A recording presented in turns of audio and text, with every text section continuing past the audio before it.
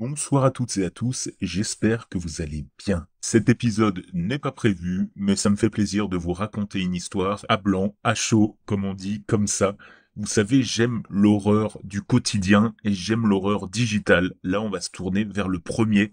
Il s'agit d'un témoignage paranormal, donc je ne vais pas le prendre avec le sourire. Il a été raconté sur Reddit et je vais vous le délivrer tout de suite. Juste une petite pause, l'occasion de vous rappeler de bien me suivre sur mes réseaux sociaux. Je fais plein de contenus exclusifs, des mini-histoires terrifiantes, des vidéos d'horreur avec une ambiance sonore, des courtes histoires textuelles. Bref, sur TikTok, YouTube et Instagram, c'est le moment de vous abonner. Et également, j'ai relancé mon Patreon avec un épisode exclusif.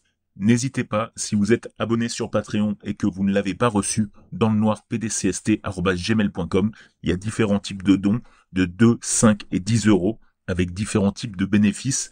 Je vous invite à le découvrir dans le noir podcast sur Patreon. Tout de suite, l'histoire. Salut tout le monde, c'est mon premier post, donc je m'excuse si mon texte part un peu dans tous les sens. Je suis une femme de 22 ans, pour préciser. Je suis pas sûr que ça compte vraiment comme une rencontre effrayante, mais j'y pense depuis ce matin, et je n'arrive pas à me débarrasser de l'impression que quelque chose n'allait pas. Ça m'est arrivé hier soir, littéralement il y a moins de 24 heures, et je suis toujours pas à l'aise quand je passe devant ma propre fenêtre. J'habite dans une petite ville dans le nord du Royaume-Uni. C'est le genre d'endroit où tout le monde connaît plus ou moins le visage des autres. Et après 20 heures, les rues sont quasiment désertes. J'étais allé au petit magasin local juste avant la fermeture pour acheter du lait. L'air était vraiment froid. Ce genre d'humidité glacée qui arrive quand le brouillard commence à tomber. Bref, en sortant du magasin, j'ai remarqué un homme debout près du distributeur. Il ne l'utilisait pas, il faisait juste du surplace, capuche vissée sur la tête. Moi, je mesure 1,55 m. Et d'après ce dont je me souviens, il était bien plus grand que moi, probablement autour d'1,80 m. Je n'y ai pas fait plus attention, et j'ai commencé à rentrer chez moi. Quelques minutes plus tard, je me suis rendu compte qu'il marchait derrière moi. Au début, rien d'alarmant, même direction. Peut-être qu'il habitait dans le coin, mais j'ai traversé la route au rond-point, et immédiatement, les poils de ma nuque se sont dressés, lorsque je me suis retourné et que j'ai vu qu'il traversait, lui aussi. Quelque chose sonnait faux, comme s'il imitait délibérément chacun de mes pas. J'ai ralenti près d'un arrêt de bus, et j'ai fait semblant de vérifier mon téléphone, m'attendant à ce qu'il me dépasse. Il ne l'a pas fait. Il a ralenti, lui aussi, gardant exactement la même distance entre nous. Pas de pas qui me dépasse, pas de changement de rythme. Lorsque je suis arrivé dans ma rue, je sentais mon cœur battre dans ma gorge. Je voulais pas que ce soit trop évident, j'avais peur. Alors, j'ai continué à marcher.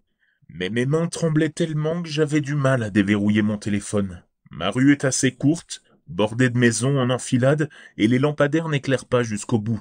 Ma maison fait partie des zones les plus sombres. En arrivant à ma porte, je voulais juste entrer aussi vite que possible.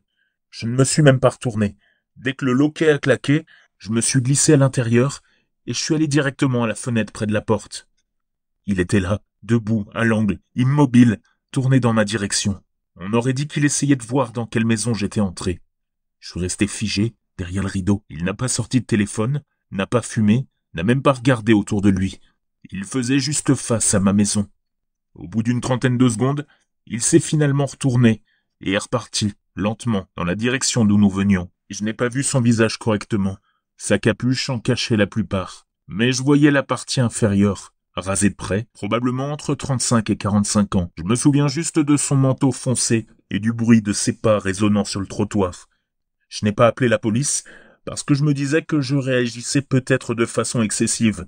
Mais toute la journée, j'ai eu cette sensation que quelqu'un était dehors, ou m'observait. Peut-être que je deviens parano, mais je n'ai jamais ressenti une peur pareille. Je sais pas quoi faire maintenant. Est-ce que quelque chose comme ça vous est déjà arrivé, et vous avez fait quoi ensuite? Est-ce que je devrais appeler la police?